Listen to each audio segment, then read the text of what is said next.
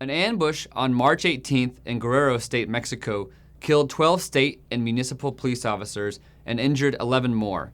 It appears that the police were killed as they were responding to a report of a van that had run off the highway and into a ravine. No van was found in the area, indicating that the call may have been part of a ruse to lure police responders into an ambush.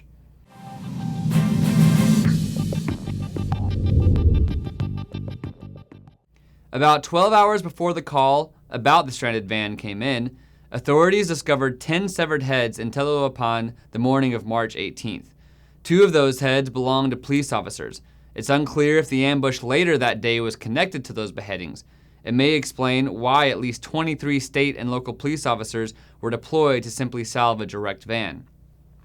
According to the spokesman for the ongoing security operations in Guerrero, police arrived on the scene, but instead of finding a van, they were fired upon by gunmen using small arms. The spokesman said that police returned fire and engaged with the gunmen for as long as 30 minutes. After the ambush, the local military command deployed the 27th Infantry Battalion based out of nearby Iguala in response to the attack, a common reaction from the military after attacks such as this one. It appears that the ambush was intentional, then, and not necessarily defensive on the part of the attackers.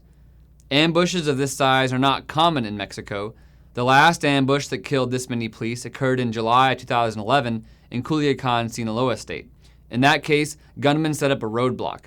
The ambush occurred in a highly volatile area of Mexico where Mexican security forces have skirmished with Mexican drug traffickers often.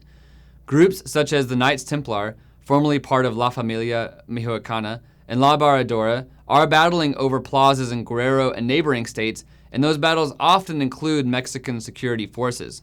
At the root of the conflict is control over drug production and trafficking.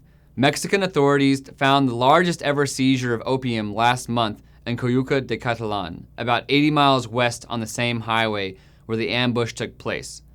Mexican authorities have also found numerous methamphetamine labs in the state. It's possible, then, that gunmen viewed police actions in the area as threatening to their drug production and trafficking activities. Guerrero State has long been a trouble spot for Mexico's war against the drug cartels that are challenging Mexico's internal stability.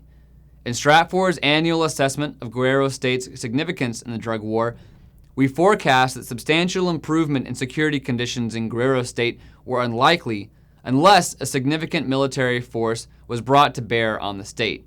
Given the deployment of the 27th Infantry immediately after the ambush, it appears that any short-term tactical gains for the drug traffickers will also potentially make the drug cartels more vulnerable to military intervention in the long run.